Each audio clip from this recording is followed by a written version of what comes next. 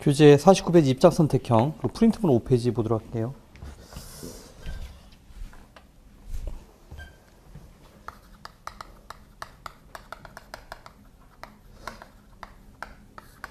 입장 선택형 역시 논증평가와 같이 이제 어떤 특정 공통 쟁점에 대한 어떤 가치 판단을 물어보는 겁니다.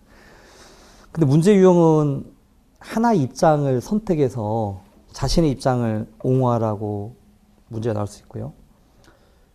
각각의 입장에 따라서 자신의 입장을 밝혀라. 혹은 두 입장을 종합해서 밝혀라. 이런 방식으로 나올 수가 있습니다. 뭐 유형은 그렇게 중요하지 않고요. 일반적으로는 상반된 입장을 내포하고 있는 복수의 제시문을 통해서 자신 입장을 선택하는 거기 때문에 그래서 입장 선택형이라 부를 수 있습니다.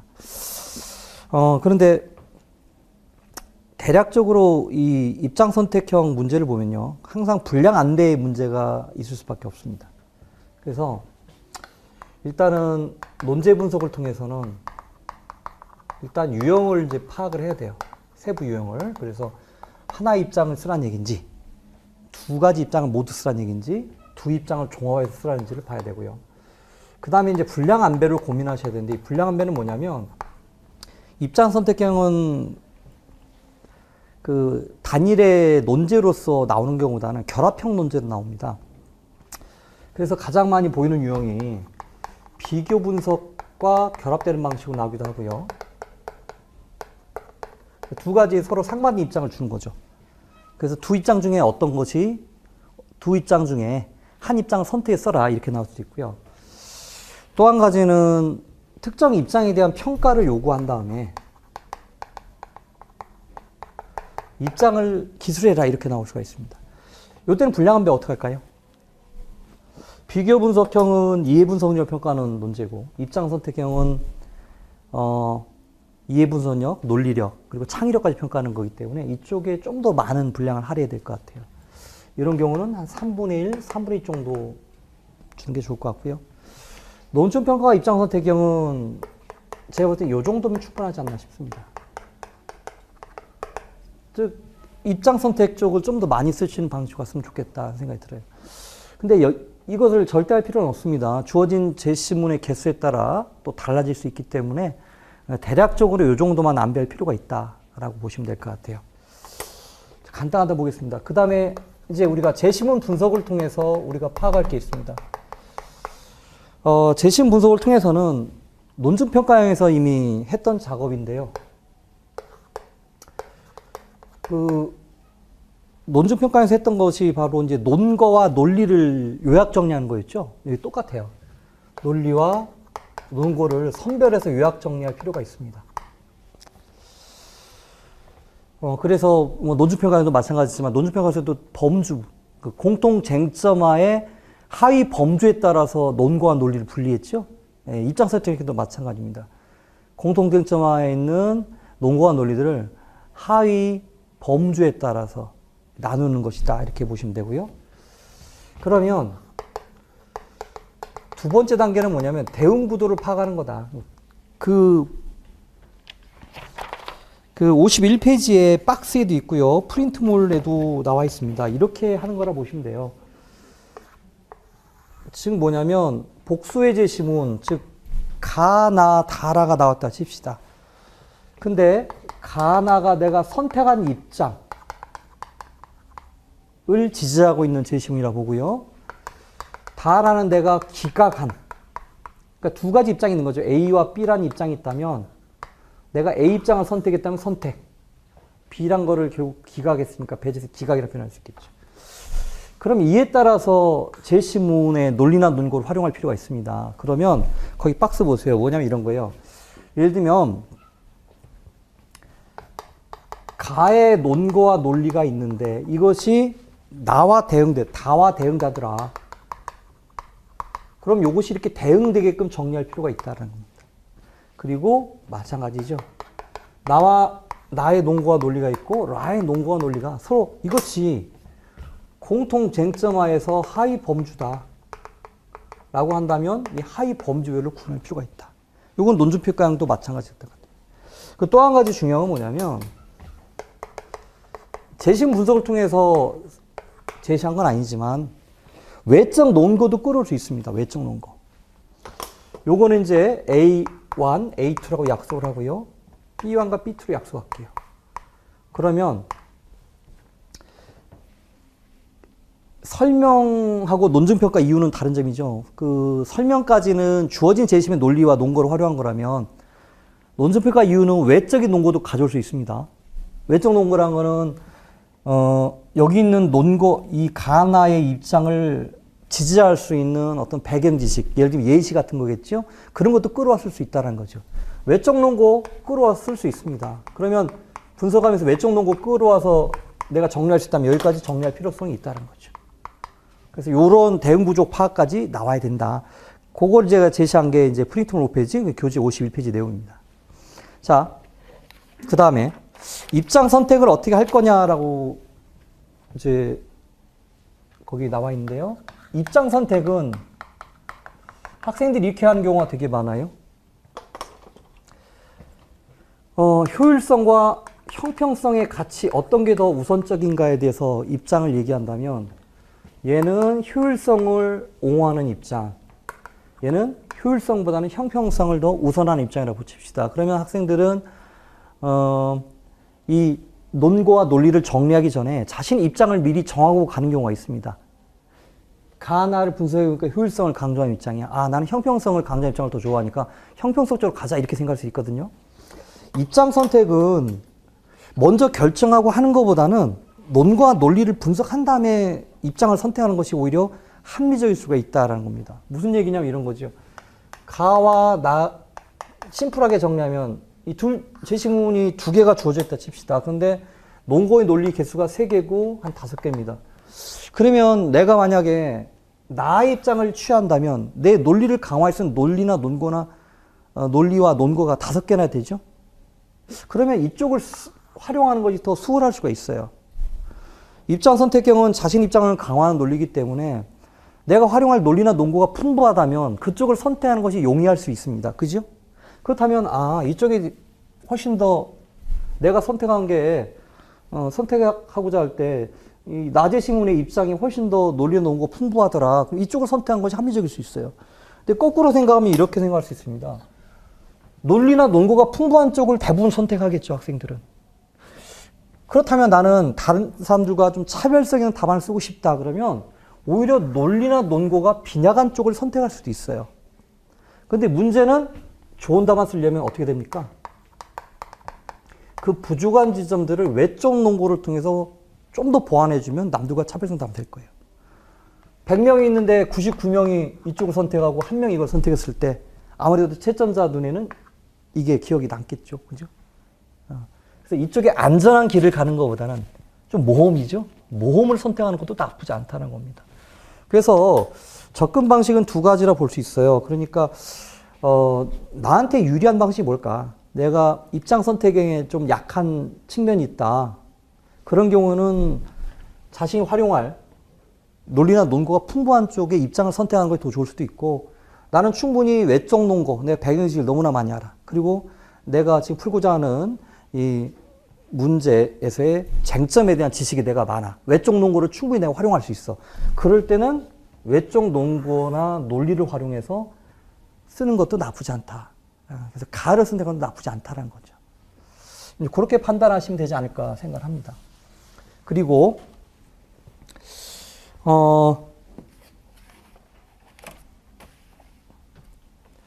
그 입장 선택을 보면요. 제시문 입장에 따른 답안의 방향성이라고 제시되어 있는데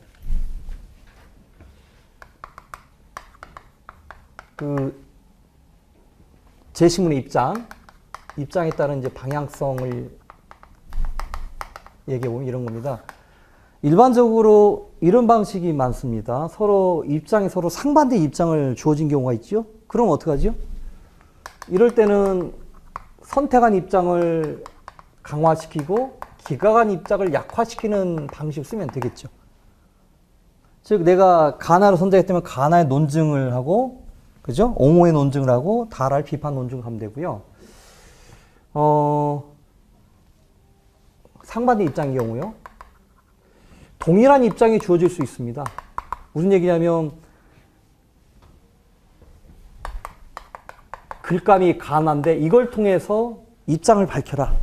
동일한 입장이에요.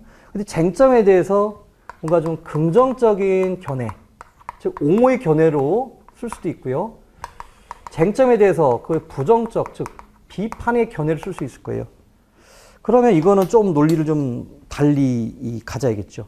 어떻게 되냐면 결국 가나를 통해서 내가 옹호의 논리를 쓸 거면 가나를 유기적 구성을 해야겠죠. 왜냐하면 동일한 입장이라 하더라도 서로 이제 관점이 다를 수도 있습니다. 입장이라도 관점이 다를 수 있어요. 그럼 유기적 구성을 통해서 옹호의 논리를 쓰면 되고요. 이쪽 마찬가지. 유기적 구성을 통해서 반박, 비판 논리를 쓰면 될 거예요. 근데 문제는 유기적인 구성을 통해서 옹호를 한다면 이걸 통해서는 뭔가 새로운 관점을 도출한 방식 쓰는 것도 나쁘지 않습니다. 무슨 얘기냐면 서로 동일한 입장을 갖고 있는 제시문을 통해서 어떤 쟁점에 대해서 내가 긍정적 입장을 취한다. 그럴 때는 이 두 가지 입장을 옹호하는 과정 속에서 새로운 관점을 제시하는 것도 나쁘지 않다. 그래서 여기까지 쓰는 게 좋고요. 가나를 통해서 특정 쟁점에 대해서 반박을 쓸 거면 뭐까지 쓰면 될까요? 대안까지 쓰는 게 좋습니다. 즉 어떤 쟁점에 대해서 부정적 입장을 취하고 있는 두 제시문이 있는데 입장을 밝혀봐라. 그러면 그 쟁점에 대해서 내가 부정적 입장, 비판을 했죠. 비판에서 끝나는 것보다는 어디까지 하는 게 좋다는 거죠? 그거를 보완할 수 있는 대안의 제시까지 가는 게 좋다는 겁니다. 자, 근데 일반적으로 이런 경우는 거의 없고요. 이런 방식으로 나와요. 상반된 두 입장으로 나오는 게 일반적입니다. 자, 그 다음에 세 번째 이제 답안 구성을 이제 말씀드릴 텐데, 한 시간에 하려니까 대략적으로 한 것 같아요. 논거와 논리 활용 어떻게 할 것인가에 대해서 한번 보죠. 논거와 논리 활용 어떻게 할 것인가. 자, 논거 논리, 즉 내가 선택한 제시문의 어떤 논거나 논리 어떻게 활용하냐. 활용 방식은 중요하지 않습니다. 상대의 논거나 논리를 내가 근거로 직접 활용할 수도 있고요. 상대의 논거나 논리 속에 예시가 있으면 예시로 활용할 수도 있고요.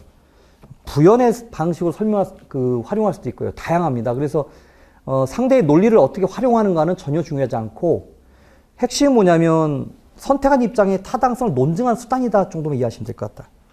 그리고 유념하실 건 이거예요. 결국 내가 상대의 논리를 활용한다는 건 인용한다는 얘기거든요. 두 가지 방식이 있습니다. 하나는 직접 인용이고요. 하나는 간접 인용입니다.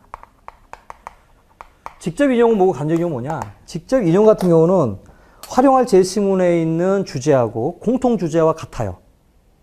예를 들면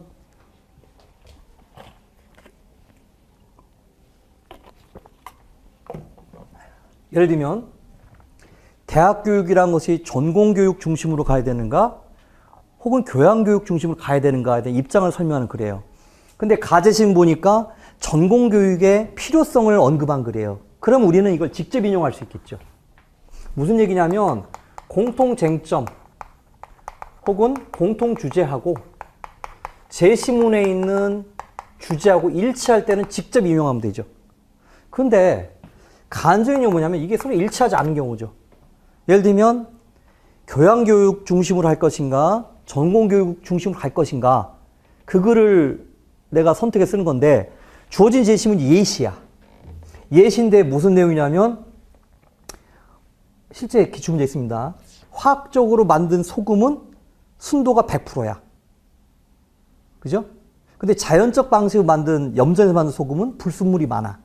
근데 결국은 김치를 담갔을 때 화학적으로 생성된 불순물이 제로인 순수한 소금은 김치가 맛이 없어. 그런데 불순물이 많이 들어있는 다양한 무기물질이 많이 들어있는 소금을 만든 김치는 감칠맛이 나. 이거는 교양교육이 중요하다는 얘기일까요? 전공교육이 중요하다는 얘기일까요? 맥락으로 봤을 때는. 이거는 맥락으로 봤을 때는 교양교육이 중요하다는 거예요. 교양교육이라는 것은 각 학문의 기초를 배우는 거잖아요. 그리고 다양한 학문을 배우라는 얘기거든요. 그럼 불순물들이라는 것은 다양한 학문을 의미하는 거예요. 소금 자체의 그 주성분은 중심이 되는 교과목, 내 전공이고요. 나머지 불순미라고는 다양한 과목을 얘기하는 거거든요. 교양교육을 중시한 입장이고 100% 순도. 소금 100% 순도라는 거는 바로 전공교육을 얘기하는 거예요.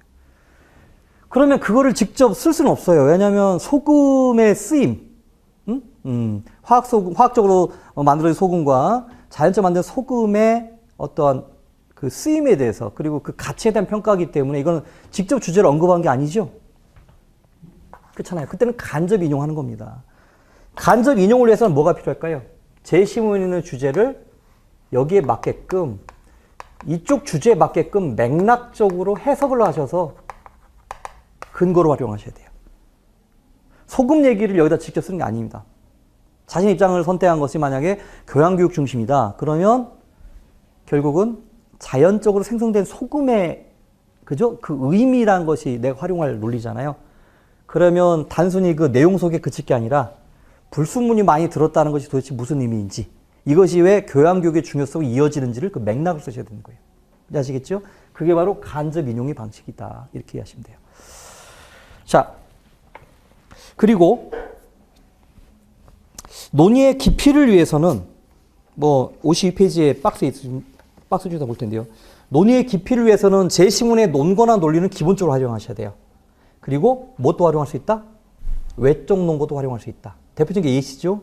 그래서 내가 어떤 입장을 취한 데 있어서 이와 관련된 역사적 사례 같은 게 있더라. 가장 예시 중에 대표적인 게 역사적 사례 아닙니까? 사료, 이런 것들을 활용할 수 있다. 그거는 좀 기억했으면 좋겠다. 자, 근데 이걸 직접 활용할 때 어떻게 하느냐? 지금 여기 제시되어 있는데요. 이렇게 활용하시면 돼요.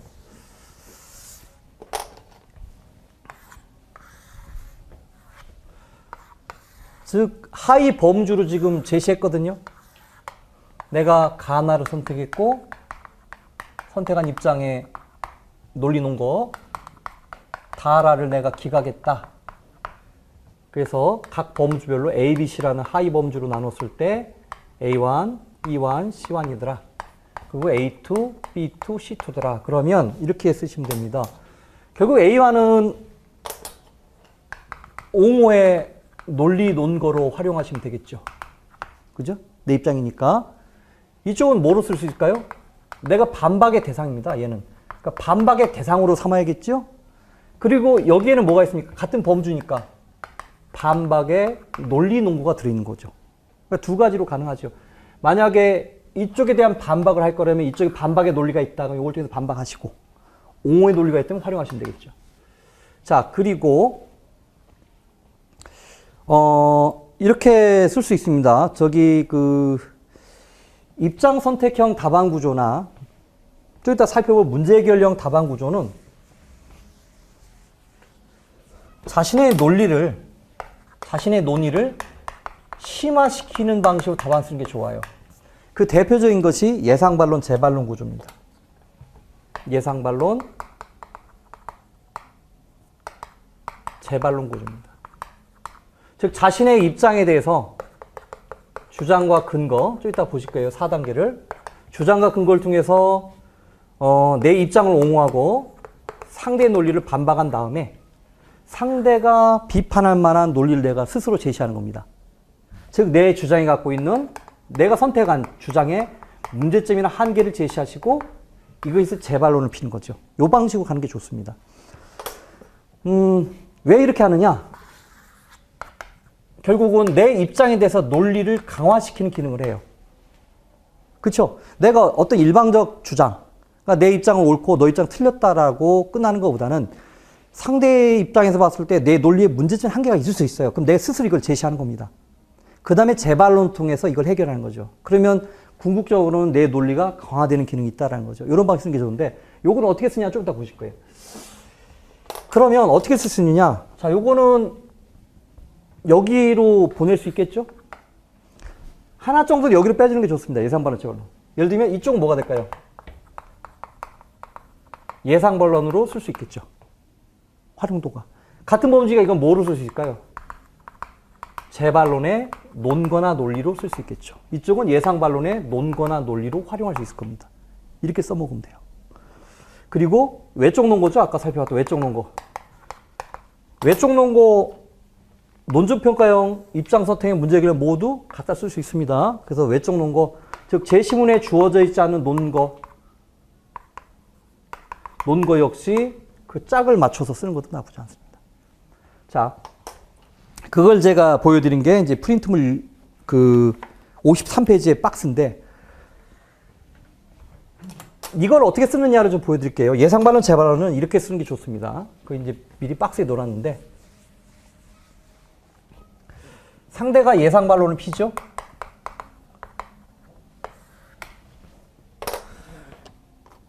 상대가 피는 게 아니죠. 내가 스스로 예상 반론을 드는 겁니다.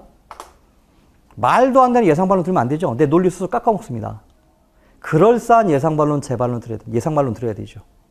그러니까 채점자 입장에서 아, 이럴 수도 있겠구나라는 예상 반론 들으셔야 돼요. 두 가지가 하면 좋습니다. 예상 반론을 제시한 다음에 재반론을 피는 방식입니다. 그러니까 예상 반론은 내가 선택한 입장에 문제점이나 한계를 내가 스스로 드는 거예요. 그러면 두 가지 방식이 뭐가 있느냐? 첫 번째 방식은 뭐냐면 예상 반론을 부인하는 겁니다.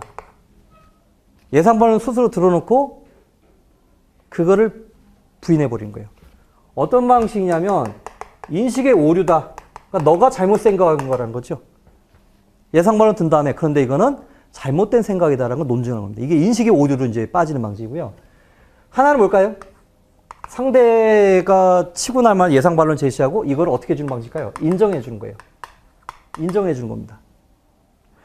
인정해 주면 내 논리가 무너지는 거죠? 인정해서 끝나면 안 되죠? 그 다음 뭐로 할까요? 내 논리가 그래도 너 거보다는 상대적으로 타당하다라는 걸 보여주는 게 좋습니다. 예를 들면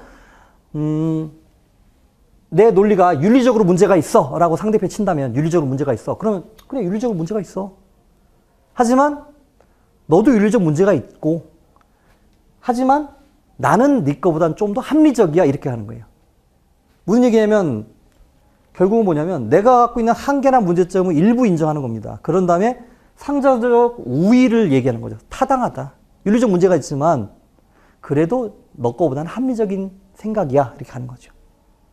그 다음에 이 윤리적인 문제를 어떻게 보완할 것인가, 내가 보완의 논리를 쓰는 게 좋겠죠. 그죠? 어떤 윤리적 문제가 있다? 그 윤리적 문제 어떻게 보완할 것인가의 논리를 쓰는 게 좋습니다.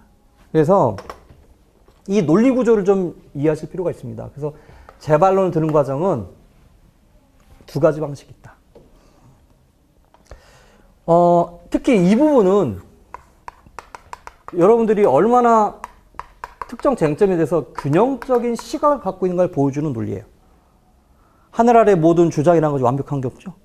그럼 내 논리에 이런 문제가 있어라고 선선 인정하고, 그 다음에 내 것이 왜 너 거보다 상대적으로 타당한가를 논증하는 방식이란 말이에요. 그리고 인정하고 거기서 그치지 않고 보완을 얘기해 주잖아요. 그죠? 그럼 내 논리가 좀 더 강화되는 기능. 균형적 시각을 드러낸다는 측면에서 요것도 좋지만 요거는 더 좋다라는 거죠. 아시겠죠?